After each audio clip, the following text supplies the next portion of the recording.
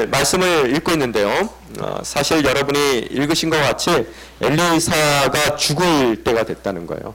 엘리야의 뒤를 이어서 그동안 너무나 멋진 활약을 해줬습니다. 그래서 엘리사 하면은 가장 바빴던 선지자 중에 하나였던 것 같아요. 그 갑절의 그 영의 그 은사를, 엘리야보다는 갑절의 은사를 허락하여 주십시오라고 부탁을 했던 그런 엘리샤에게 하나님께서 정말로 많은 일들을 허락하셨던 것 같아요. 그래서 첫 번째 그가 엘리야에게 그 옷을 겉옷을 던져준 것을 받자마자 그 겉옷으로 뭐 했습니까? 요단강 쳤을 때 요단강이 갈라지는 역사가 일어났고요. 또 여리고성에 갔더니 물 못 마시게 되는 아주 안 좋은 물이 있었을 때 그 물을 고쳐주기도 하고요. 또 자기 외모 갖고 투덜대는 아이들, 놀리는 아이들 42명 어떻게 했습니까? 곰 2마리 나와서 다 찢어 죽이는 그런 일도 있고요. 그건 별로 좋아 보이지는 않는데요. 하여간 그런 게 있었고, 또 뭐가 있었죠? 모압을 정벌하러 남왕국과 북왕국 연합군이 남쪽으로 해서 돌아갈 때 그들이 물이 떨어졌을 때 어떻게 했습니까? 물을 파서, 이 바닥을 파서 물이 콸콸 이제 쏟아져 내려올 거라는 것에 대한 미리 예언을 주기도 했고, 또 자기가 키웠던 제자 중에 하나가 자녀 아들들과 또 아내를 놔두고 먼저 죽었을 때 비 때문에 팔려갈 수밖에 없었을 때 기름을 계속해서 나오게끔 해서 그 빚을 청산할 수 있는 그런 기적도 베풀어줬고, 또 자기를 옆에서 도와주었던 수넴 여인, 그 아들이 없었잖아요. 그래서 아들이 있을 거라는 예언을 해줘서 아들을 안겨주기도 하고, 또 죽은 아들, 그 수넴 여인이 아들이 죽었을 때 그 아들을 다시 죽은 아이를 살려내기도 하고, 또 가뭄이 들어서 먹을 게 없을 때 이 밭에서 모르는 그런 그 야채들을 갖다 놓고 국을 끓였을 때 그 국이 독이 든 국이었었는데 그 독을 제거하는 그런 기적도 이루었었고, 또 어떤 사람이 농사를 지어서 첫 소산이 나서 보리떡 20개인가요? 20개와 채소 한 자루를 갖다 줬는데 그거 갖고 100명을 먹이는 오병이어의 역사도 그가 일으켰고, 그 다음에 아람의 군대 장관이었던 나아만의 문둥병 강물에 가서 목욕하는 것으로서 나을 수 있다는 그런 방법도 가르쳐줬고, 또 그에게 금전적인 것을 요구했던 누구죠? 게하시인가요? 게하시가 문둥병 걸리는 그런 저주도 내려줬었던 것 같고요. 또 선지자 학교를 제대로 좀 증축을 하자는 그런 의견이 나와서 자기네들이 나무하러 갔다가 요단강 강가에 나무하러 갔다가 도끼 하나가 물에 빠졌을 때 그 도끼가 물 위로 뜨는 그런 기적도 해했고, 또 자신이 그 무슨 정보원 같이럼 아람에서 움직이는 모든 상황을 파악하고 있다는 것을 벤 하닷이 아람의 왕이 알았을 때 그들이 특공대를 보내서 도단에서 그를 체포하려고 그러잖아요. 그때 그들의 눈을 멀게 해서 사마리아 성까지 끌고 오는 그런 기적도 행하더라는 거예요. 굉장히 바쁜 삶을 살았습니다. 열심히 달려왔어요.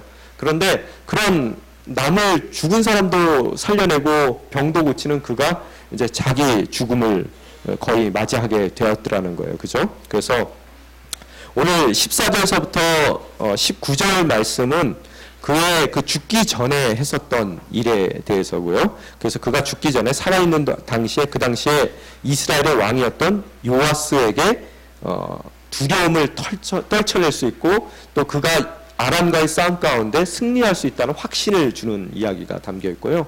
또 20절서부터는 백성들에게, 이스라엘 백성들 전체에게 그들에게 어려운 환경 가운데 있다 하더라도 소생할 수 있다는 그런 소망을 주는 이야기, 죽은 이후에도. 그러니까 죽기 이전에는 왕에게 확신을 줬고 죽은 이후에는 백성들에게 소망을 주는 그런 이야기가 써 있습니다. 그래서 엘리사라는 한 사람의 죽음을 기점으로 해서 죽기 바로 직전, 죽은 후에 무엇을 했는가가 써 있는 그런 글입니다. 그래서 오늘 성경은 여러분이 읽으신 성경은 그때라고 시작이 되더라는 거예요. 어떤 때입니까? 그때가.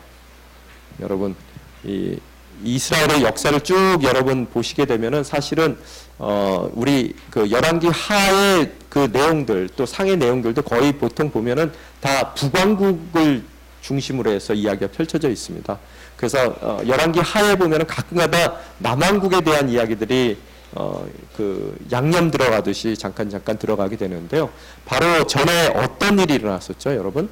이 배경에 대해서 여러분이 아시려면은 결국 오므리 왕조가 멸망하는 북왕국의 사건이 일어나요, 그죠?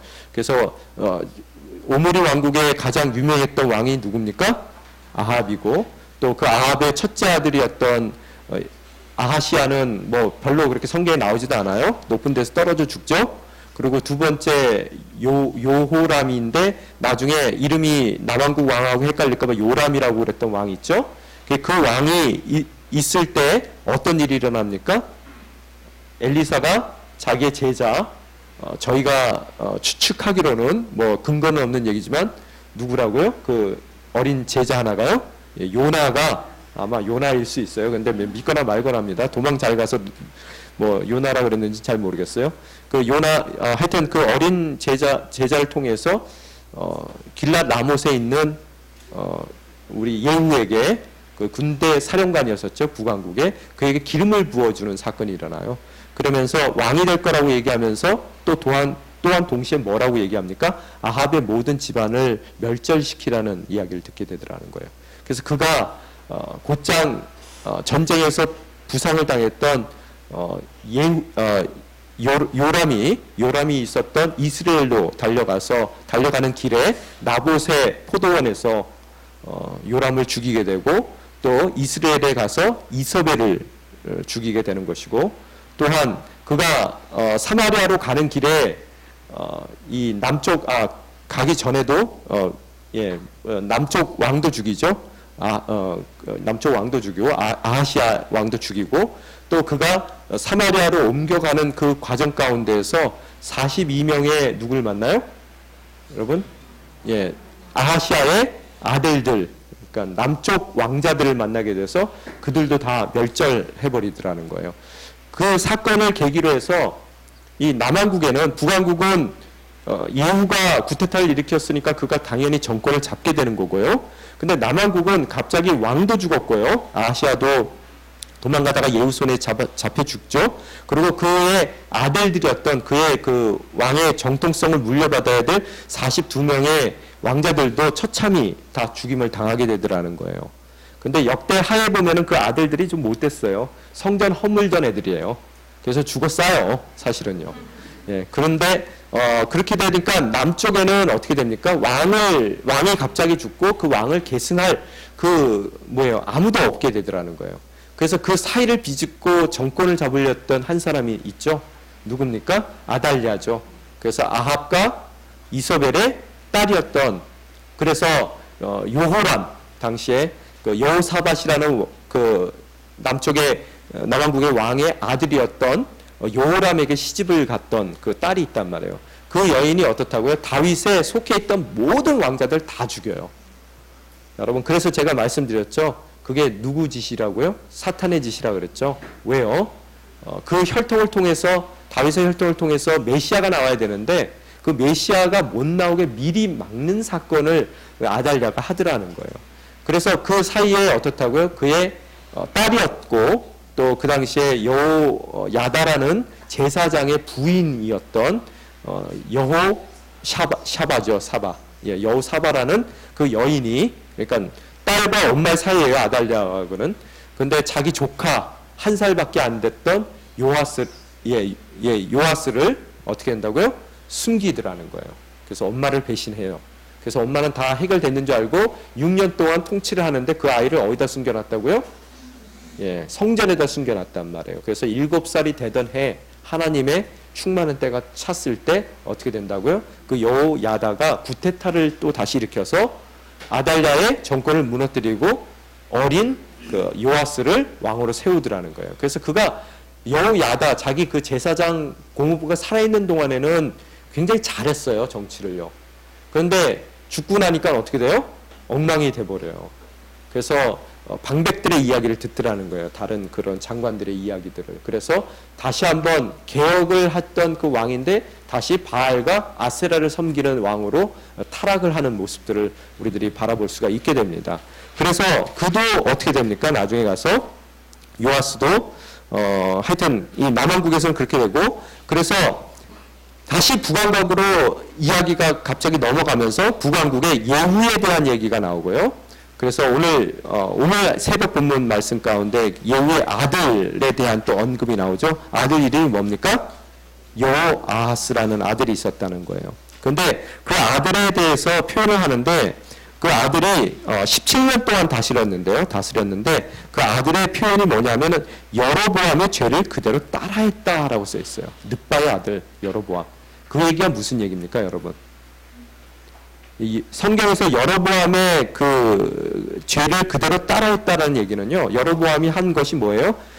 그 남왕국 북왕국으로 나눠지면서 사람들이 남왕국에 있는 예루살렘에 성전으로 예배 못 가게 하려고 뭘 했습니까? 금송아지를 만들어서 북쪽에 있는 브엘세바 또 남쪽에 있는 단이 아니죠. 거기서 베델이죠. 단은 저 더 미치고요.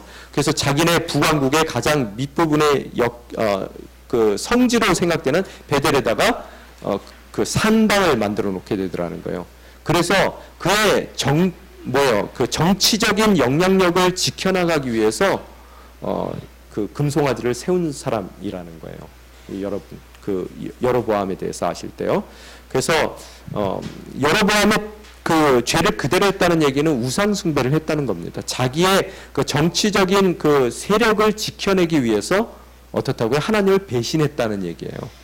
그래서 그 요아스 같은 경우에도 잘 하다가 갑자기 틀어진 이유가 뭐냐 하면은 제가 보기에는 곰곰이 왜 그랬을까 그가. 그래서 어려서부터 성전에서 살면서 제사 지내는 거 기도하는 거 맨날 보고 자라서 성전에 대한 각별한 마음도 있었을 텐데 예배에 대한 소망도 있을 거고 역량이 있었을 텐데 왜 그랬을까 생각해 보니까 그 꼭 시어머니와 며느리 관계가 아니었겠는가라는 생각이 들어요. 여호야다와. 여러분 한번 생각이 어떻겠어요? 어린애를 자기가 살려줬어요. 그 다음에 자기의 보호 가운데서 7년을 자랐단 말이에요. 그래서 여호야다가 어떻게 보면은 그 요아스를 왕으로 세웠을 때 7살이었었는데 7살짜리 왕이 뭘 하겠습니까? 그래서 여호야다가 130세에 죽었어요. 그러니까 오랜 세월 그 사람이 살아 있었는데 물론 사람이 굉장히 좋은 사람이었었어요.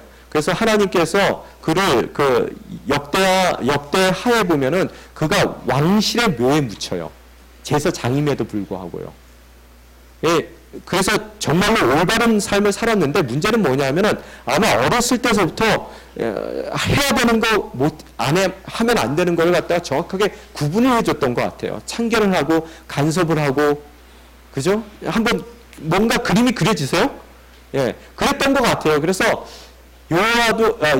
요아스도 잘해보고 싶은 생각은 있었지만 너무 이게 되고 안 되고가 심하고 시어머니처럼 눈치 봐야 되고 왕인데 그래도요 살려줬는데도 불구하고 눈치 봐야 되고 그가 하라는 것만 해야 되니까 늘 불만이 좀 있었던 것 같아요. 그래서 며느리들도 이렇게 시어머니 돌아가시게 되면 그 다음서부터는 시어머니 그 뒤를 이렇게 일부러 안 가시는 분들도 계시단 말이에요. 얘기하다 보니까 좀 썰렁해졌는데요. 죄송한데요. 하여튼 어떠한 분위기인지는 여러분이 이해가 되시죠? 그래서 시어머니한테 맨날 시집살이 하다가 이제 시어머니 없어지고 나서 자기한테 달콤한 얘기하는 방백들이 왔을 때 그 방백들의 귀에 귀를 기울이게 되더라는 거예요. 그들이 또 하는 얘기가 뭐예요? 그동안은 이 유다 왕국이 그렇게 부강한 나라가 아니었었어요. 남들 눈치 봐야 되는 그런 나라였었거든요. 그런데 여호야다가 살아있는 동안에는 오직 하나님이에요. 그죠? 그래서 굉장히 그 하나님 중심적인 나라가 됐단 말이에요. 근데 문제는 뭐냐면 하나님 중심적인 나라가 되다 보니까 다른 나라들하고 교육이 힘들어져요. 외교가 힘들어지고요. 그러니까 방백들이 쫓아와서 얘기를 했던 것 같아요. 우리가 이렇게 하다고는 고립됩니다. 우리가 조금 더 소통하는 나라가 돼야 됩니다. 그러니까 바울도 좀 봐주고 이 아세라도 좀 봐주십시다. 그래서 우리가 나라를 부강하게 만들어야 되지 않습니까? 뭐 이렇게 얘기를 했던 것 같아요. 그래서 그가 그 다음서부터 바알과 아세라를 섬겼던 것 같아요. 제가 보기에는요. 근데 우리가 여기서 꼭 아셔야 될 게 뭐냐면은 요새도 여러분 계속 나오는 얘기들이 뭡니까? 동성애 얘기들 나오잖아요. 그래서 저는 제가 토요일날 얘기를 했나요? 토요일날 얘기했는지 모르겠지만 제가 푸틴을 안 좋아해요. 러시아예요. 안 좋아하는데 그 푸틴이 소치 올림픽 하기 전에 한 가지 잘한 게 있대요. 빌리 그레함 목사님의 아들 프랭크 그레함이 쓴 글에 나오는 내용인데요.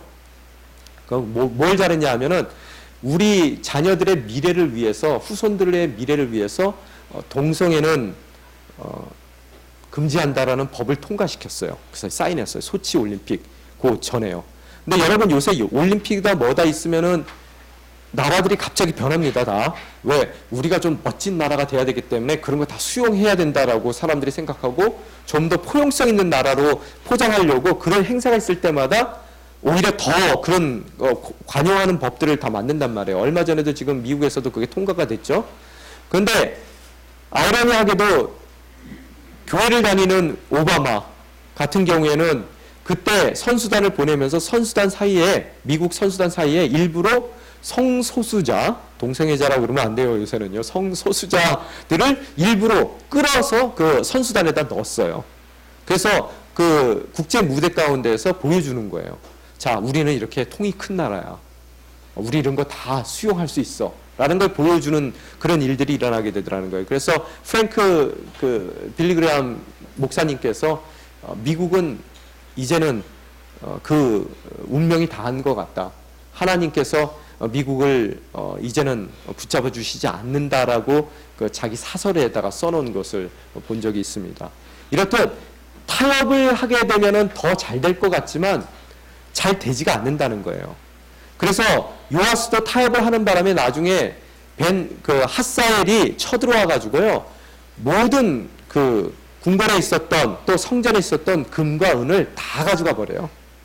그래서 나라가 재정이 빵꾸가 그러니까 여러분이 잘 아셔야 될 게 타협을 하면은 이득을 가져다 줄 것이 절대로 이득을 안 가져다 주는 그런 부분들이 있다는 것을 여러분이 아셔야 된다는 거예요. 하여간 이 남왕국에는 그런 일이 있었는데 이 북왕국에도 하여튼 계속해서 여로보암의 길을 따랐고 오늘 아침 본문 말씀을 여러분이 잠깐 보게 되면은요. 3절에 보면은요.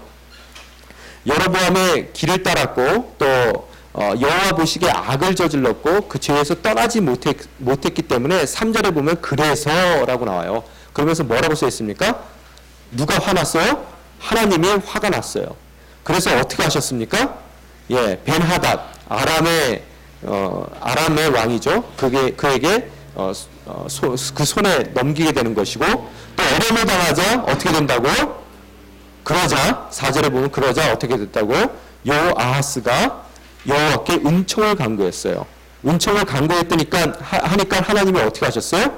그 간구를 들으셨어요. 그래서 5절에 보니까 이스라엘에게 구원자를 보내주셨는데 그래서 살려주셨는데 어떻게 됐다고요? 6절에 또 보니까 그러나 그들이 계속해서 죄를 떠나지 못하고 계속해서 그 죄를 지었다라고 나와요. 그래서 다시 한번 또 침공을 받게 됩니다. 아람 사람들에게.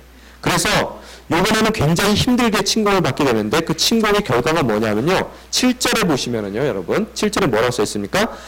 여호아하스의 군대에 남은 것은 기병 50명과 전차 열대와 보병 1만 명 뿐이었습니다. 아람 왕이 백성들을 짓밟아 멸망시켜 타작대에 먼지처럼 만들었기 때문입니다. 라고 써 있어요. 그래서 결과가 어떻게 됐다고요? 나라가 군대만 이 북왕국도 이 모든 군대가 다 멸절 위기까지 갔다는 거예요. 여러분 한 나라의 군대에서 기마병이 50명밖에 안 남았습니다.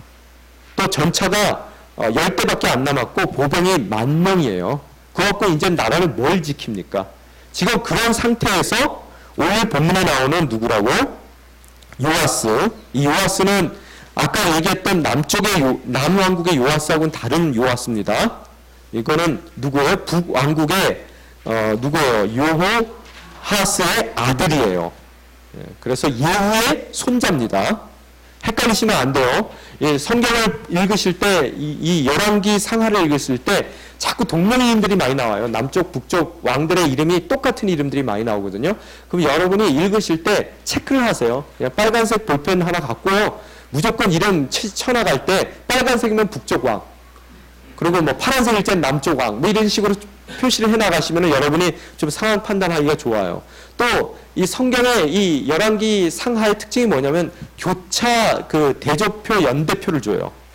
그래서 북왕국에 대해서 얘기했을 때는 남왕국의 왕 이름을 갖다 대요. 몇 년이라고. 그리고 남왕국에 대해서 얘기했을 때는 북왕국의 어떤 왕이 몇 년이라고 이야기를 해요. 그렇기 때문에 이야기 스토리 시작을 갖다가 북왕국으로 시작했을 때 남왕국의 이야기가 나오니까 헷갈려요, 사람들이. 그래서 여러분 머릿속에 꼭 갖고 가야 되는 게 뭐냐면은 그런 연대표가 나왔을 때요. 그 때를 얘기했을 때 연대표가 나왔을 때 유다 왕 누구누구 몇 년에 하면은 앞으로 나올 얘기는 어느 나라 얘기라고요? 예, 이스라엘의 얘기예요. 또 반대의 경우고요. 오케이? 여러분 그렇게 아시면 돼요. 그래서 오늘은 북왕국의 요아스라는 사람이 이제 정권을 잡았을 때 어떤 사건이 일어난다고요? 엘리사가 죽게 됐다는 거예요. 엘리사가 지금 몇 살쯤 됐을까라고 계산해 보니까 이 사람이 원래 농부였는데 여호람 그 북왕국의 여호람 그 왕 때서부터 계속해서 선지자를 했거든요. 그때서부터 날짜를 계산해 보면 지금 한 80살 정도 됐을 거라고 학자들이 추측을 하더라고요. 80살. 그래서 80살이었는데 그가 지금 거의 죽게 됐는데 죽게 됐을 때 요아스가 찾아와요. 내려오더라는 거예요. 그 왕이 별로 좋은 왕은 아니었습니다. 여러분 오늘 새벽 본문도 보게 되면은 11절 보게 되면은 뭐라고 써 있습니까? 11절 한번 읽겠습니다. 요아스는 여호와 보시기에 악을 저질렀고 이스라엘 백성을 죄짓게 한 느밧의 아들 여호보람의 죄를 그대로 따르며 계속 그 죄들을 저질렀습니다. 요아스 좋은 사람이에요? 나쁜 사람이에요? 나쁜 사람이에요. 그런데 오늘 어떻다고요? 엘리사가 죽게 됐으니까 그를 일부러 왕이 직접 찾아와서 통곡을 해요. 통곡을 할 때도 어떻게 통곡하고 있습니까? 내 아버지요, 이스라엘의 전차와 마병이요 이러면서 통곡을 하더라는 거예요. 왜 통곡하겠어요?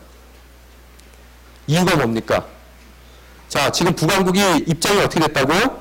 마병 50명, 전차 10대, 보병 10,000명밖에 없어요. 완전히 망했단 말이에요. 근데 그나마 버티고 있었던 이유가 뭐예요? 이전서부터 아람도 이 엘리사를 갖다가 체포하는 체포 작전을 했었던 이유가 뭐예요? 가만히 있고도 지금 아람 왕궁에서 무슨 일이 일어났는지 아람 왕이 뭐 얘기하는지 다 알고 있어요. 그가 도와준 그런 많은 일들이 있더라는 거예요. 그래서 그가 있으면은 마병이 없더라도 군사력이 없더라도 그 엘리사만 살아있다면은 어떻다고요? 이 아람의 침략으로부터 이스라엘이 지켜질 수 있다라고 생각을 했던 거예요. 그가 하나님을 섬겼던 사람도 아닌데 왕으로서의 자기 위치를 지키기 위해서는 꼭 필요한 사람인데 지금 죽게 된 거예요. 그래서 찾아와서 아버지라고 얘기하고 또 그를 뭐라고 표현하고 있습니까? 이스라엘의 전차와 마병이요라고 이야기하고 있더라는 거예요. 자, 여기서 한 가지 우리가 생각해야 될 게 뭐냐면은 자, 우리도 다 죽죠? 죽습니다. 제가 늘 여러분에게 말씀드리는 게 있습니다. 오늘 하룻밤 여러분 주무시면은 내일이 되시면은 여러분 인생에서 하루 가까워지신 거예요. 자, 잊지 마세요. 예, 이게 예금 적금이 안 됩니다. 그냥 쓰는 거예요, 우리는. 그래서 시간이라는 개념 자체가 굉장히 중요한 건데 여러분도 이 날이 올 거예요. 꼭. 그러면은 여러분의 평이 뭐냐는 거예요. 사람들이 여러분을 애도하러 올 거 아니에요. 그러면서 눈앞에서는 아이고 그래도 천국 잘 가. 뭐 이렇게 얘기를 해주고 손 꼭 잡아주고 나가면서 참 빨리 데려가시지 지금 데려가시냐. 뭐 이런 대상이 될 수도 있는 거고요. 나의 평이 있을 수가 있다는 거예요. 엘리사의 평은 뭐였냐는 거예요. 하물며 하나님을 섬기지 않았던 왕 입 가운데서도 나오는 것이 자기 아버지라고 부를 만큼 이 나라에 중요했던 인물이고 또 그 나라에 없어서는 안 되는 전차와 마병으로서의 평을 받고 있더라는 거예요. 오늘 여러분이 어떻게 사시느냐에 따라서 그날 여러분의 평이 결정되더라는 거예요. 그죠? 그러면서 엘리사가 그에게 얘기했어요. 이렇게 벌벌벌 떨고 있는 이제는 의지할 것도 없고 아무것도 자기가 방법이 없어서 정말로 인생의 가장 어려운 그런 문제를 겪게 될 수밖에 없는 요아스에게 엘리사가 말했습니다. 뭐라고 얘기했습니까? 15절 한번 읽겠습니다. 시작. 엘리사가 말했습니다. 활과 화살을 가져오십시오. 그러자 요아스가 직접 활과 화살을 가져왔습니다. 16절 읽겠습니다. 엘리사가 이스라엘 왕에게 말했습니다. 활을 잡으시오. 왕이 활을 잡자 엘리사는 자기 손을 왕의 손에 얹혔습니다. 이 얘기가 무슨 얘기예요? 지금 아람 왕국 때문에 늘 어려움을 겪었던 이스라엘이에요. 또 요 얼마 전에는 이스라엘만 침공을 한 것이 아니라 그들이 이스라엘을 침공해서 예루살렘까지 내려가서 예루살렘에 있는 성전의 모든 것을 약탈까지 했단 말이에요. 지금 아람은 승승장구예요. 그런데 지금 그 아버지 때 요아스 입장에서는 아버지 때 모든 군대가 다 멸절을 한 상태고 그나마 이제 하나님의 도움의 손길을 받았던 엘리사까지 죽게 생겼단 말이에요. 더 이상 이제는 기댈 데가 없다라고 생각해서 극도로 지금 두려운 상태 가운데 있다는 거예요. 자, 이 얘기가 무슨 얘기냐면요. 여러분 인생 가운데서도 이민을 올 때는 여기 올 때는 그래도 돈을 갖고 왔어요. 근데 이렇게 저렇게 하다 보니까 은행의 통장에 100불 남았어요. 그런데 내일 살 거를 생각하고 지금 일을 해서 돈을 벌게 되면 괜찮은데 그나마 다니던 직장도 지금 잘렸단 말이에요.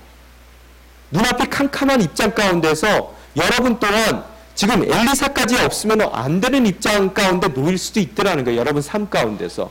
정말로 모든 것이 다 엉망이 돼서 이제는 내가 기댈 것이 전혀 없는 그 상태 가운데에서 지금 엘리사가 죽게 생겨서 여러분이 이제는 더 이상 의지할 데도 없어서 새벽 예배 나오고 밤에 여러분이 혼자 나와서 이곳에서 무릎 꿇고 기도를 하는데 하나님께서 여러분에게 말씀해 주시더라는 거예요. 뭐라고요?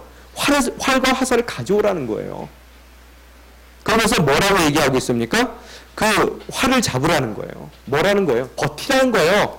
네가 얼마든지 아람을 향해서 네가 활 시위를 당길 수 있다는 거예요. 사람의 힘으로 하는 것이 아니라 하나님께서 해주신다면 이것이 가능하다는 것을 이야기해 주면서 뭐라고 얘기를 하냐면 왕의 활을 잡자 엘리사는 어떻다고요? 자기 손을 왕의 손에 얹었습니다 라고 얘기를 하고 있단 말이에요. 손이라는 것은 뭘 뜻하고 있어요? 권능과 능력을 뜻하는 거란 말이에요. 그래서 비록 활을 잡고 내가 활 시위를 당긴다 하더라도 그 손 위에 내 손이 잡고 있는 것이 아니라 뭐라고요? 하나님이 그 권능의 손으로 그 활시를 잡아주신다는 이야기를 하고 있는 거예요. 왜? 멸절시키는 것이 하나님의 목적이 아니에요. 아람 왕국이 커져서 그들이 정말로 어려운 공경에 처하는 것은 죽으라고 하는 것이 아니라 뭐라고요? 계속 여호와로 보암에 그 죄악 가운데 남아있기 때문에 하나님께 돌이키게 하기 위해서 간구할 수 있도록 하기 위해서 어떻다고요? 그들에게 어려움을 허락해 준다는 거예요. 그런데 지금 어떤 입장이냐면 너무 어려워지니까 모든 것을 놔버리려고 그러는 거예요. 이제는 안 되겠다 싶어서요. 군대도 없어요. 엘리사도 없어요. 은행에 잔고도 없고요. 이제는 사업장도 다 문 닫기 생겼어요. 그래서 내 힘으로는 도저히 안 된다라고 생각해서 지금 통곡을 하고 있는 거예요. 이 통곡의 시간이, 애통한 시간이 뭐 하는 시간입니까? 하나님께 돌이키고 하나님께 간구하는 시간이라는 것을 지금 가르치고 있는 거예요. 여러분이 하는 게 아닙니다. 여러분이 이 땅 가운데서 태어나고 싶어서 태어났어요? 태어나고 싶은 데서 태어나신 분 계세요? 내가 좀 몇 월 며칠 날 몇 년생으로 이 사람 집안에 좀 태어나야 되겠다. 그래서 태어났습니까? 우리 인생 자체가 여러분이 하고 있는 게 하나도 없어요. 죽는 시간도 여러분이 나는 그래요. 태어난 거는 내가 함부로 내가 마음대로 못 태어나지만 죽는 건 내 마음대로 할 수 있습니다. 내가 시계 딱 맞춰놓고 알람 맞춰놓고 내가 높은 데 뛰어내릴 거예요. 아니면 뭐 폭탄을 몸에다 달 거예요. 여러분이 그렇게 하지만 사람 죽는 것도 여러분 딱 때 맞춰서 시간 맞춰서 죽을 수 있을 것 같습니까? 안 돼요, 그것도요. 죽고 사는 게 내 마음대로 되는 것도 아니고 내 의지대로 되는 것도 아니고 하나님의 의지대로 하신 거예요. 또 하실 거고요. 오늘 여러분이 여기에 앉아 있는 것이 여러분이 선택해서 여기 앉아 있다고 생각하십니까? 오늘 그 가정의 가장이 되고 그 가정의 어머니가 되고 아내가 되고 또 내가 오늘 서 있는 그 자리가 여러분이 선택해서 그 자리에 서 있을 거라고 생각하시냐는 거예요. 천만의 말씀입니다. 여러분이 하나님의 손이 여러분의 손에 얹혀 있기 때문에 덧입혀 얹어 있기 때문에 어떻다고요? 지금까지 그 모든 것이 가능했다는 거예요. 잘될 때는 자기가 한 거로 착각한단 말이에요. 하나님의 손이 그 위에 얹어진 걸 몰라요. 그러면서 자기가 했다라고 생각하니까 어려움을 겪게 되니까 그 잘됐을 때 손이 얹어져 있다는 것을 알았다면 어려울 때도 어떻다고요? 그 손이 하나님의 권능의 손이 얹어 있는 것을 알 터인데 잘 될 때 모르던 사람들은 안 될 때도 자기가 한다고 생각을 한단 말이에요. 그러니까 일이 안 되는 거예요. 제가 여러분에게 늘 말씀드리는 게 뭡니까? 40년 광야 생활 가운데 정말로 풀 한 폭이 안 나오는 광야에 물 한 방울 안 나오는 그 광야에서 단 한 명도 40년 동안에 밥 굶어 죽은 사람 없고 목말라 죽은 사람 없다라고 말씀드렸어요. 왜 죽었습니까? 불순종 때문에 죽었다는 거예요. 불순종 때문에, 불신앙 때문에 죽게 된다는 거예요. 절대로 이 땅 가운데 살아가는 여러분의 삶 가운데 시작 자체가 우리가 한 게 아니에요. 또 끝도 우리가 하나 한다고 그래서 끝나는 인생이 아닙니다. 또 옆에 앉아있는 내 아내가, 내 남편이 결혼하고 싶어서 그 사람하고 결혼한 거 아니에요. 천만의 말씀입니다. 그러면 연애해서 결혼하고 싶었던 사람하고 다 결혼해야죠. 그죠? 여러분 인생 가운데 여러분이 한다라고 생각한다는 것 자체가 잘못됐다는 거예요. 오늘 활시를 당기게 하면서 그 손에 자기 손을 얹으면서 뭘 얘기하고 있습니까? 지금까지 네가 한 일이 아니라 너의 손을 통해서 하나님께서 너를 통해서 하신 일이라는 것을 깨닫게 해주는 거예요. 약속을 받은 자손들입니다. 이스라엘 백성들은요. 이 아브라함의 이삭의 자녀들이에요. 야곱의 자녀들입니다. 이들이 결단코 아람이 흥해서 아람의 능력으로 이들이 짓밟혀서 민족 자체가 없어지는 일은 결단코 일어나지 않는다는 것을 이야기하고 있어요. 뭐가 그렇게 걱정이 되시냐고요. 내일 먹고 사는 게 걱정이 되세요? 여러분의 자녀가 걱정이 되세요? 그 자녀 내가 태어나게 해야지. 나는 이렇게 원빈같이 생긴 자녀를 태어나게 해야 되겠다. 됩니까? 그 자녀가 하나님이 계획한 바로 그 자녀예요. 여러분에게 의탁한 자녀죠. 여러분의 자녀도 아닙니다. 청직이에요. 하나님이 자기 자녀 자기가 알아서 하세요. 아무리 삐뚤어 나가면 어떻습니까? 저도 고등학교 때 태양 맞았어요. 근데 지금 목사하고 있어요. 그죠? 여러분 걱정하실 게 없단 말이에요. 여러분이 아셔야 될 이 두려움의 순간, 엘리사까지 지금 죽어나가는 이 순간에 어떻다고요? 엘리사를 통해서 하나님께서 여러분에게 주시고자 하는 말씀은 여러분이 지금 당기고 있는 그 활시에 그 여러분이 붙들고 있다고 생각하는 여러분 손 위에 누구의 손이 얹혀져 있다고요? 하나님의 손이 얹혀져 있다는 것을 잊지 말라는 거예요. 죽어도 상관없습니다. 왜? 다시 살아나잖아요. 뭐가 그렇게 걱정이세요? 말씀대로 정말 믿고 사세요.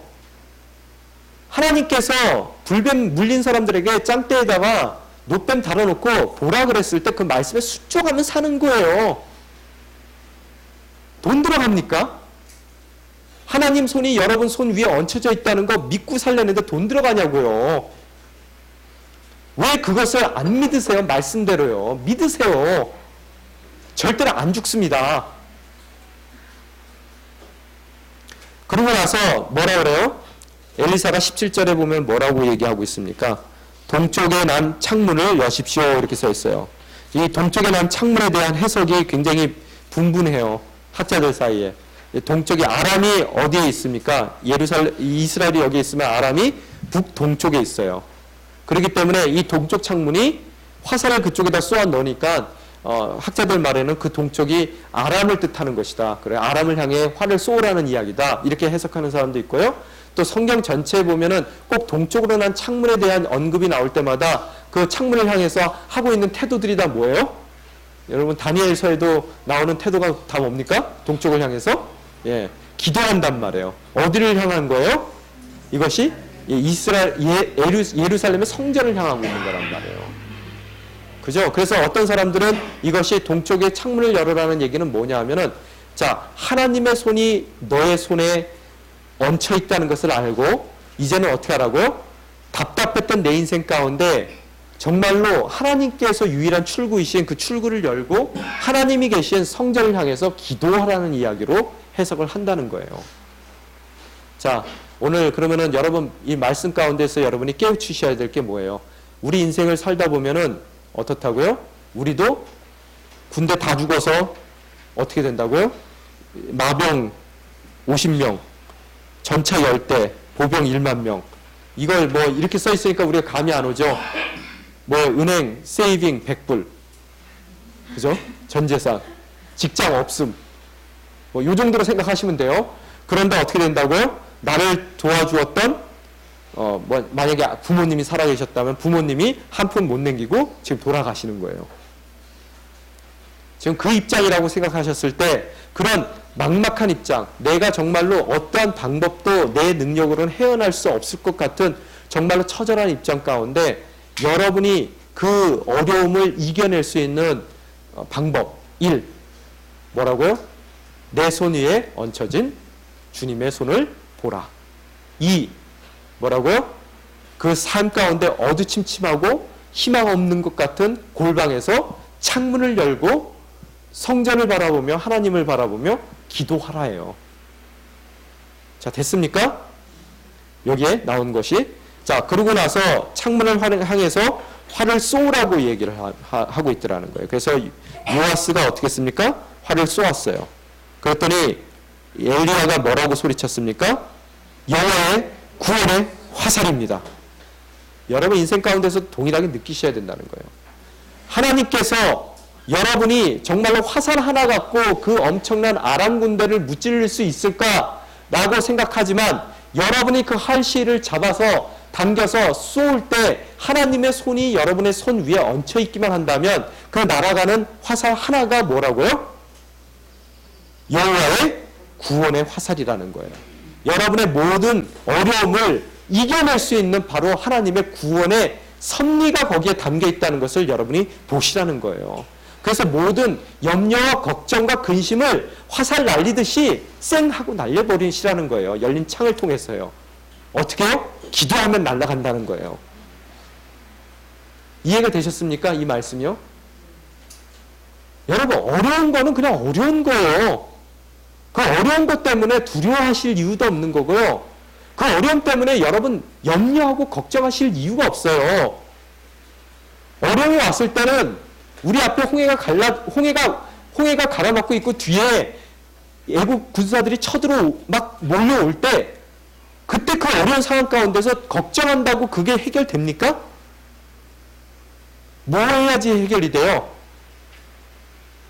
모세 지팡이가 올려졌을 때 어떻다고요? 우리 앞에서 구원의 손길을 펼쳐주시는 오늘 너희들 앞에서 행하는 이 모든 일을 지켜보라는 하나님의 음성을 듣는 것이 여러분이 해야 될 일이시지 염려하고 걱정하고 두려워하는 것이 여러분이 해야 될 일이 아니라는 거예요. 기도하세요. 하나님을 향해 창문을 열고 꼭 막혔던 여러분의 인생 가운데 창문을 열고 하나님을 향해 기도해 나갔을 때 여러분의 모든 근심과 걱정과 두려움이 화살이 날아가듯 여러분 인생 가운데서 다 날아가 버리더라는 거예요. 이제 여러분을 기다리고 있는 것은 뭡니까? 하나님의 구원의 손길이에요. 바로 그 얘기를 지금 하고 있단 말이에요. 그러면서 그 얘기도 뭐라고 얘기하냐면요. 여기 뒷부분 한번 읽어봅시다. 아람에게서 이스라엘을 구원하실 화살입니다. 라고 얘기하면서 뭐라고 얘기하냐면 왕은 아벡에서 아람 사람들과 싸워 그들을 완전히 멸망시킬 것입니다. 자, 여러분이 지금 갖고 있는 재정적인 문제, 또 여러분이 갖고 있는 스테이터스의 문제, 자녀의 문제, 관계의 문제, 부부의 문제, 모든 문제가 어떻게 된다고요? 다 완전히 멸망시켜질 거라는 거예요. 어디서요? 아벡에서요. 왜 하필이면 아벡이라는 도시 이름을 여기다 씁니까? 아벡이 어디입니까? 여러분, 사무엘상인가요? 제가 찾아보지를 못했는데 4장인가요? 보면은 블레셋하고 사울 왕이 전쟁이 붙습니다. 그때 뭐 갖고 나가요? 전쟁이 불리해지니까 엘리의 아들 누구죠? 홈니와 누구죠? 비느하스가 뭘 메고 가요? 성게를 메고 갔다가 어떻게 됩니까? 이겨요? 빼앗기죠? 그 빼앗긴 곳이 어딥니까? 아벡이에요. 치욕의 장소입니다. 내가 가장 뭐라 그러죠? 이렇게 한번 경험하면은 그 다음서부터는 그 자리가 막 무서워지는 징크스가 있는 자리란 말이에요. 그죠? 그래서 거기에서 모든 지금 안전하게 있는 곳에서도 두려움을 갖고 있는데 뭐라고요? 이 외침에 대해서 외적이 침입했을 때 가졌던 가장 수치스럽고 징크스가 남아져서 거기만 가면은 소름이 돋고 숨도 못 쉴 것 같은 바로 그 자리에서 어떻게 한다고요? 자기를 그동안 발목 잡고 괴롭히고 힘들게 했던 아람 사람들을 완전히 멸망시킬 거라는 말씀을 하고 계시다는 거예요. 여러분의 징크스 깨집니다. 어떻게 하면요? 보세요. 누구 손이 여러분 손 위에 얹혀 있는지. 또한 창문을 열고 하나님께 기도를 하세요. 그랬을 때 오늘과 같은 역사가 일어나더라는 거예요. 그러면서 그 얘기를 하면서 뭐라고 얘기하냐면 그 다음에 18절 한번 저 읽겠습니다. 시작. 그러고 나서 엘리사가 말했습니다. 화살을 집으십시오. 그러자 왕이 화살을 집었습니다. 엘리사가 이스라엘 왕에게 말했습니다. 땅을 치십시오. 그러자 그가 3번 내리치고 멈췄습니다. 자, 그 다음에 화살을 집으래요. 화살을 한 발 쏘고 나서 화살을 집으래요. 그러면서 집었는데 뭐라고 얘기를 하냐면 그 화살로 땅을 치라 그랬단 말이에요. 여기서 친다는 단어가 두 가지로 또 이것도 해석이 돼요. 이게 정말로 말 그대로 오늘 나온 것 같이 화살을 잡아서 땅을 세게 치라는 얘기가 될 수도 있고요. 아니면은 이 화살로 지금 쏘았던 그 동쪽을 향해서 쏘면서 그 화살로 땅을 맞춰서 치라는 얘기가 될 수도 있어요. 두 가지 해석이 둘 다 가능합니다. 그러면은 여기서 얘기하는 것은 뭐냐면 3번 치라 그랬을 때 제가 보기에는 아마 이렇게 쏘던 그 상황 가운데서 창밖으로 활을 쏘아서 그 활이 날아가서 바닥을 치는 그 사건을 3번 한 것 같아요. 그러고 나서 멈췄어요. 멈췄더니 19절에 뭐라고 얘기하냐면요. 하나님의 사람이 엘리사가 그에게 화를 내며 말했어요. 왜 화를 내요? 갑자기. 그렇고 뭐라고 얘기하면 5-6번 쳤어야 아람 사람들을 완전히 멸망시킬 수 있습니다. 그러나 이제 왕이 아람 사람을 3번밖에 못 칠 겁니다. 그럼 미리 좀 얘기 좀 해주죠. 5번 쏘아야 된다고. 그죠? 오늘 아침에도 이게 와가지고 읽으면서 이게 도대체 무슨 성격 파탄자예요? 뭐예요? 예? 참, 이상해요. 이게 도대체 무슨 얘기일까? 여러분, 그래서 곰곰이 오늘 오기 전까지 계속 생각을 했어요. 이게 도대체, 그럼 우리한테도 그럴 거 아니에요? 3번 쳤어? 5번 쳤어야지. 너 3번밖에 못 이겨. 이럴 거 아니에요? 나중에 가서. 미리 인폼도 안 주고. 그러면은, 안 가르쳐준 그분이 잘못한 거지, 우리가 잘못했어요. 그죠? 우리는 3번 3세판 아니에요. 우리는 보통. 그러면 상식적으로 하면은 3번 치면은, 요 정도 쳤으면 됐다. 이거잖아요, 우리는. 뭔가 가이드라인이 정확하게 안 지어주면은 3번 하고 저희는 멈춰서 본단 말이에요. 이게 무슨 얘기냐는 거예요. 제가 보기에는요, 무슨 얘기냐면은, 활을 쏘았어요. 쏘면서 쏘라 그랬으니까 쏘았는데 이거 몇 번 쏘라는 정확한 인스트럭션이 없으니까 어떻게 했겠어요? 여러분 입장 가운데서. 지금 내가 급한 입장이란 말이에요. 요아스라는 거예요. 그래서 이 사람 지금 숨 꼴딱꼴딱 넘어가요. 그러면서 쏘고 나서 봤을 거 아니에요. 그런데 자기하고 눈 안 맞추고 계속 창밖 보고 있었을 것 같아요. 느낌이에요. 그러면 또 한 방 쏘라는 얘기인가 보다. 그래서 또 쏘았을 거예요. 그래서 또 보니까 자기 안 쳐다보고 계속 내다보고 있단 말이에요. 그래서 또 쏘았을 거예요. 그러면 3번 쏘았으면 된 거 아니야. 그래서 내려놨을 때 쳐다보면서 이제 막 화를 낸 것 같아요. 이 5번은 해야지. 이 얘기는 뭐냐 하면은 여러분 뒤집어서 얘기하면은요. 미리 하나님이 안 가르쳐주고 이거 갖고 화낸 게 아니라요. 모르면 물어보세요.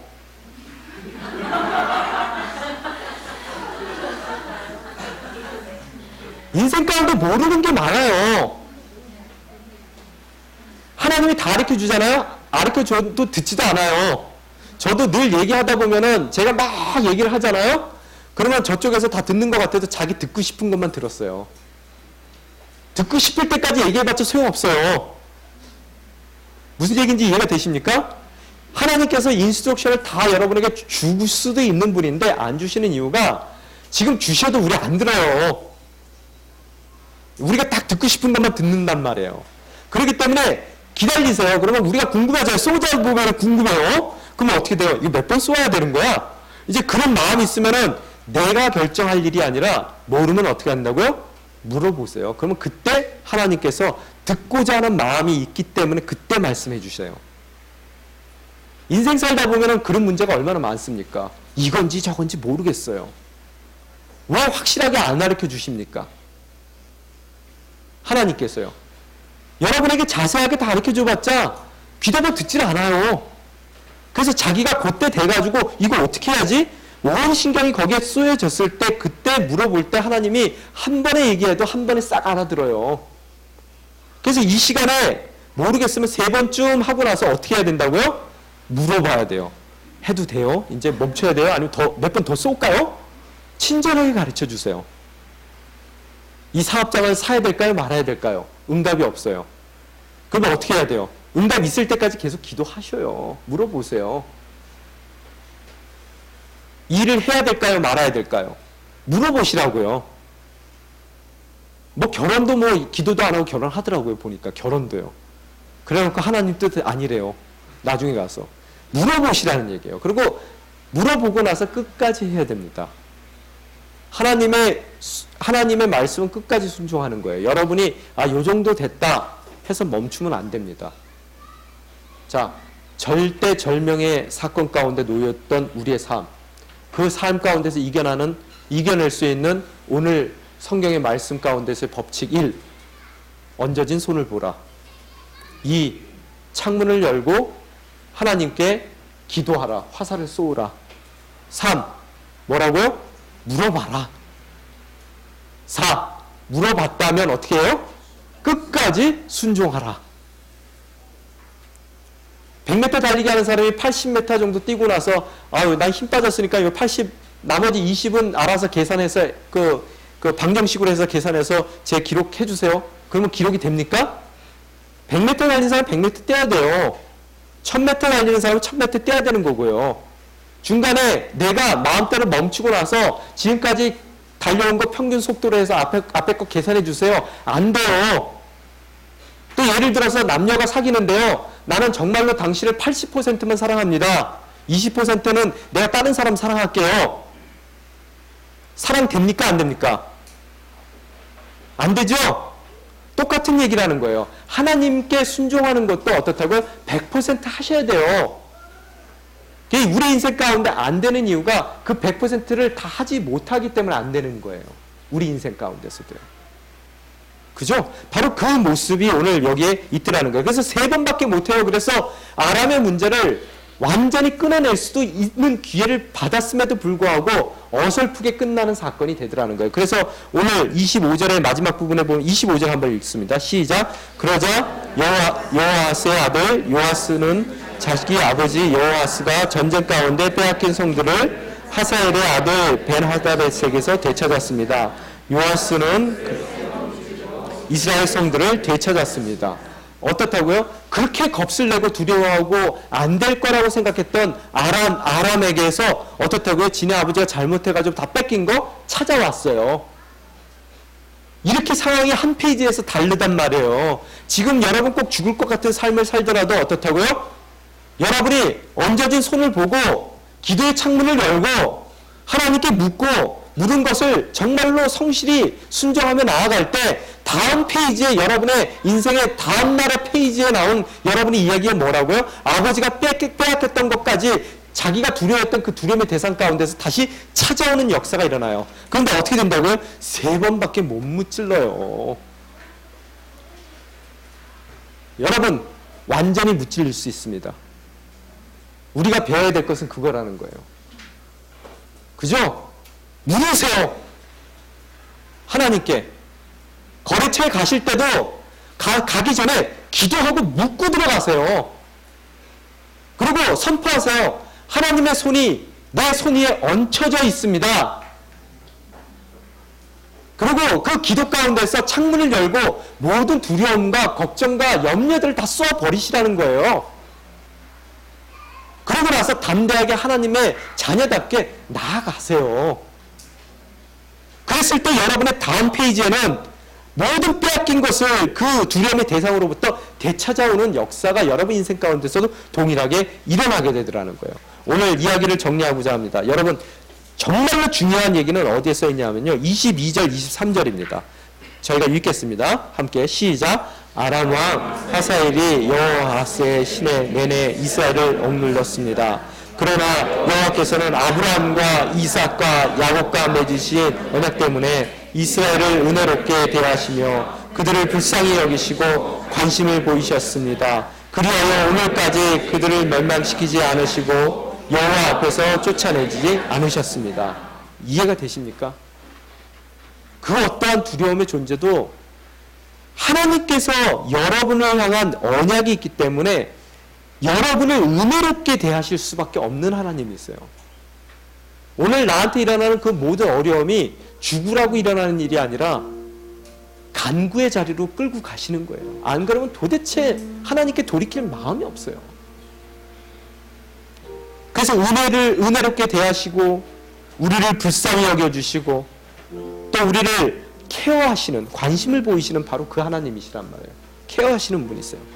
그래야 어떻다고요? 아무리 우리 인생 가운데 어려운 일이 있다 하더라도 그것 때문에 우리가 멸망치 않습니다. 아무리 밥 없는 풀 한 폭이 안 나오는 사막을 40년을 걸어다녀도 안 굶어 죽어요. 절대로 안 죽습니다. 왜? 하나님의 약속의 대상들이에요.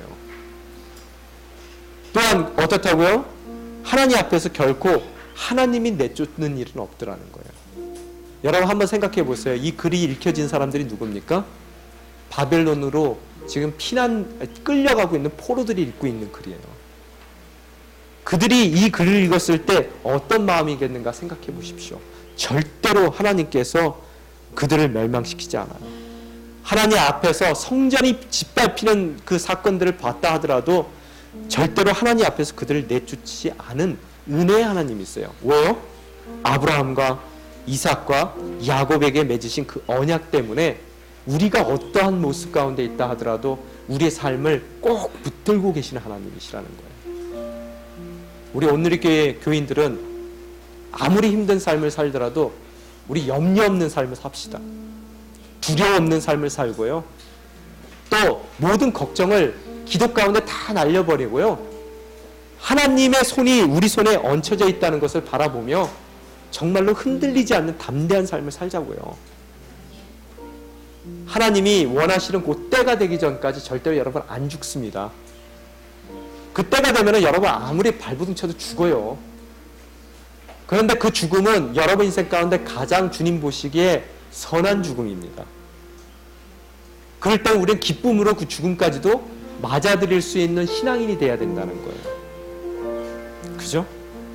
뭐가 두렵습니까? 죽음까지도 하나님께서 우리에게 가장 선한 거로 허락하실 하나님의 선물로 바라볼 수 있다면 이 인생 가운데 여러분이 두렵게 염려될 게 뭐가 있냐는 거예요. 그냥 멋지게 홍해바다가 갈라지는 역사를 정말로 하나님께서 우리 인생 가운데서 어떻게 행하시는지를 여러분이 눈을 크게 뜨고 보시라는 거예요. 그런 하나님이 오늘 여러분의 삶을 붙들어 주십니다. 그 하나님만을 바라보며 나아가시는 저와 여러분이 되시길 주님의 이름으로 축원합니다. 이 시간 함께